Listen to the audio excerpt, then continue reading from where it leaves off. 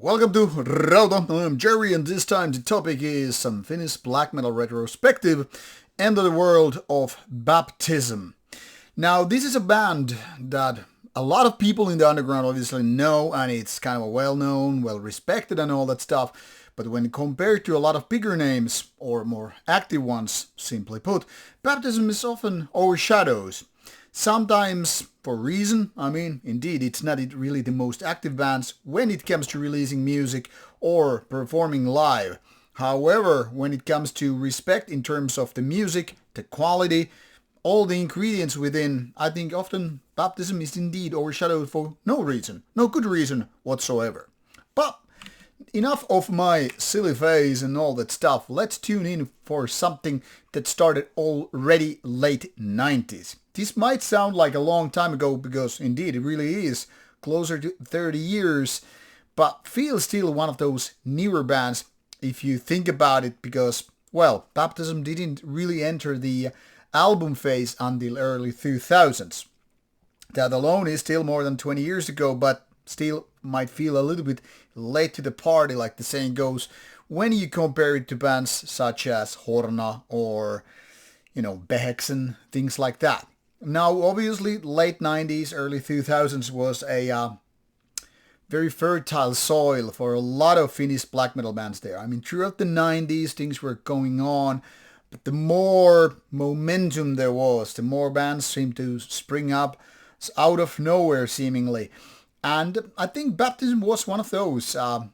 Early on, already very interesting band, but let's be honest about it. In my opinion, the more the band matured, the more it had time to kind of flourish, the better it became. Now, what happened though, in my opinion, is that they lost their momentum after the Devil's Fire album, indeed the fifth album, like the name kind of suggests. That means it was already 8 years ago. Feels like an eternity nowadays. And unfortunately so because, well, let's not really do spoilers yet so far. So let's start with the beginning. Once upon a time, there was this man known as Lord Sarcophagian, the only original, only current member of the band throughout the whole career. And as such, he's labeled as the vocalist and all instruments included in this one particular band. Now, obviously, throughout the years, there have been other people, more or less session members or whatnot, or even past members, like it mentions a couple of people here, unfortunately one being dead now.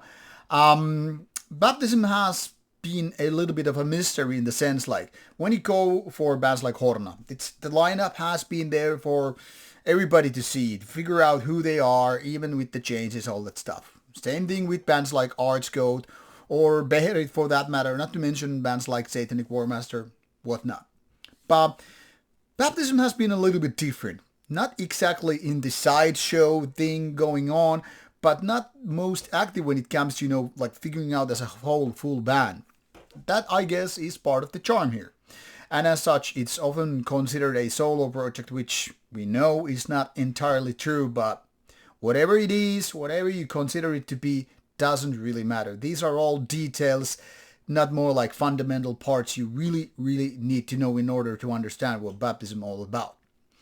So when I was going for this retrospective, decided to do it, I didn't want to settle just listening to the full albums, even though they definitely create the whole backbone for the band. There are 5 albums throughout the 14 years of time span, but more so, there are changes within, that is, between the full albums. If you take a look here, there are a few EPs, basically as many as the albums, and then there are splits. So in order to, if you really do the math, EPs and splits, there are more of those than the full albums. And of course, there is demo material. Now, when it's time for you to baptize yourself in the music of baptized, pun very much intended, it's not necessarily really go for the demo material, not even those splits or EPs, to understand how the band's music is, how the changes have been and all that stuff. But if you really consider yourself a fan,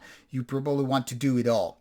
But I'll go from chronological order to kind of summarize what was going on and how things have changed and which are my favorites. That's also a very important part of this, even though this is not technically speaking worst to best. video because the band is still active, hasn't still disbanded itself. Like said here, 1998 onwards, it's still active, never actually disbanded or even went on hiatus. But these are more personal reasons why the band is not active these days so much. Things happen when people get older and there are other priorities in life, so whatever it is, it means that baptism is still there. I've been in contact with the main man of the band, and he was kind of like saying it's kind of sorry that this whole inactivity has kind of extended, or along those lines anyway, but doesn't mean that the band is no more. But what started with the demos, Satanic Rituals, Sons of Ruin and Terror, late 90s, early 2000s, were quite raw black metal, kind of typical first steps for a black metal band. The songs are quite simplistic, they are raw in terms of songwriting as well as the production, kind of a given. So it took a little bit of time for the band to mature and, get ready for the first album called The Burial, Midnight 2002. And if you take a look at this cover, not the most captivating, but there's already the presence here, sort of a demon or imp, devil himself maybe, doing vile deeds and all that stuff. Pretty kind of a basic cover if you ask me, not the most pretty one or captivating one, not ugly, anything like that. And that is when the band started its career with Northern Heritage, a respected underground label in the Finnish black metal scene, and quite early on, NH021. That is quite early on, considering that the first releases started happening around the change of the new millennium and all that stuff. But even this first album, it kind of clearly continues what was going on with the demos and all that stuff. So it's still taking the first steps. Quite of a decent album, to be honest, but still very, very different what it was later on. And in my opinion, the quality only got better. So I don't really agree with these scores here. But then again, you only get to see it's like one or two people opinion anyway. So soon after that, there was this primitive Finland split, which consists quite a few underground acts from Finland. Then there was these splits with Uncreation's Dawn, another kind of a raw end of grim black metal coming from Finland. Couple of EPs followed that, and then another split. Now I'm going to recap these all because it doesn't really make sense to go really deep with that. It's clearly the band was changing, but always collaborating with other bands, other people and all that stuff. And this is a very curious point. If you look at these past members, it doesn't show much. Even live musicians is somewhat limited. You can see Horna people there. You can see people from Trollheim's Grot and True Black Dawn. The scene is quite small. True Black Dawn, Horna, and that's pretty much how you can summarize it, with the exception of the earlier years. But if you take a look at the certain later on albums, I'm going to skip here for a little bit just to make a point. Take a look at this lineup with guest and session musicians for the latest album. Suddenly you see people beyond Horna here, but even those, like 3 different members. Even the Swallow, this one, a vocalist Mikko Kotamäki, who also happens to have black metal past. And other stuff is also quite a bit of people from the scene. You will see people who have played in, say, Sargeist or Desolate Shrine, recording or vocals or photography, whatever. But the point here is very, very intact part of the scene here. And lyrics by Johannes Nefastos, who is a known occult author of books and all that stuff, even a cult, if you will, in Finland, related to Satanism and beyond. So very, very much an integral part of the scene here. In terms of music, however, Burial Midnight was continued by Morbid Wings of Sathanas, still going on with Northern Heritage. Kind of a dark and very bleak looking cover here as well. Nothing out of ordinary in terms of cover, however. Anyway, the quality of the music remained more or less the same, but something was changing slowly even so. Meaning what started really kind of a grim, simplistic and raw black metal started changing, like shaping up, polishing into something different. Not so much raw anymore, not so much primitive or anything like that. Things were taking shape into more matured version. And of course it took a little bit time. Now, Grim Arts of Melancholy, the third album, still on Northern Heritage. You can pretty much figure out the same style in terms of cover art and all. This is changing slowly, album by album, and things are going in a way more calm, maybe more atmospheric, maybe more thinking man's black metal in a way, not so openly against something, but more like pro this and that. Usually Satanism. I mean, if you take a look at the lyrics here, it's listed as Satanism, anti-Christianity, death, and hate. And yes, these are prevalent topics throughout the different releases, whether we're talking about EPs or full albums. I read as much the lyrics as I could. Some are not available, obviously, but the topics are pretty much the same. Lord Satan this, anti-Christianity that. And not saying in a disrespectful manner, I'm saying it's kind of a very typical lyrics, not the most hateful, not the most aggressive, not the most violent lyrics out there, but more contemplating about Satanism and Satan itself. And it's still pretty unclear whether these are about personification of Satan as some kind of an entity, or whether it's more like a metaphor, the basic religious take on satanic topics versus the more philosophical ones. These are a little bit vague here, and when I asked the main man about the band, I never got the reply, which I think is part of the charm. The mystery remains. So it's not out there like whether or this is more like a personal belief in a creature known as Satan or the devil or whatever you want to call it. But still, the anti-Christianity is very, very much present there. The kind of a like disrespect towards religion and whatever stands in the name of this religion and whatever, it's very, very much present there. And the music kind of lets the darkness and hate and kind of resentment shine through. So in a way, in a middle path of black metal, very, very typical if you really think about it, coming from the 90s and just evolving slowly, step by step, album or release by release, to something that is kind of like changing. Even the fourth album, As the Darkness Enters, which has a very, very moody, in my opinion, kind of a beautiful cover too, kind of keeps the momentum going on. So I'm very much rooted in the underground, but the music is slowly changing to something more, maybe beautiful, definitely more in the atmospheric parts. So it's not constantly remaining the same. Like I said, what started as raw kind of started shaping up, and it's almost like you're kind of getting rid of those rusty, sharp-edged corners, and you're kind of making them more rounded and more like easy to approach. It's in many ways more like maturing. But if you compare this to, say, bands like, I don't know, Emperor, Dead Hames Guard, Mayhem, whatever, these steps are not that weird or unexpected or brave, whatever you want to call it, because this is always keeping true to the game. The black flame keeps burning, and it's not suddenly some hipster movement or going from one genre to another. Think about Darkthrone or Enslaved or whatever they did throughout the years.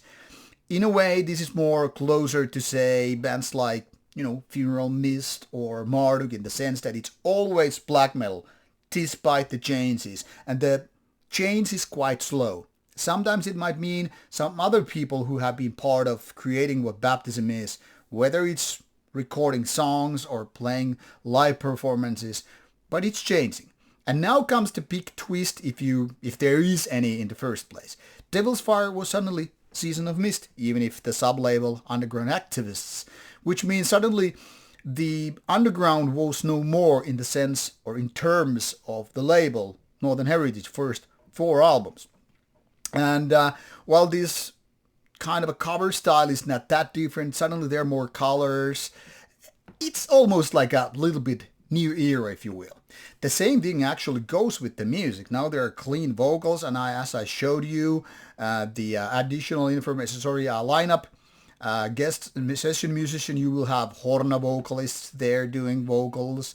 You have Antti Buuman from Demilich, and you have Mikko Kotavik, solo this one. So there are even clean vocals on this album. So suddenly this is more like the next step stuff. If the first version of Baptism was this young guy being kind of a barbaric and rude and ready for violence, it starts shaping up. The person became bigger and older, maybe smarter, maybe more philosophical, and that is what kind of reflected in the music as well.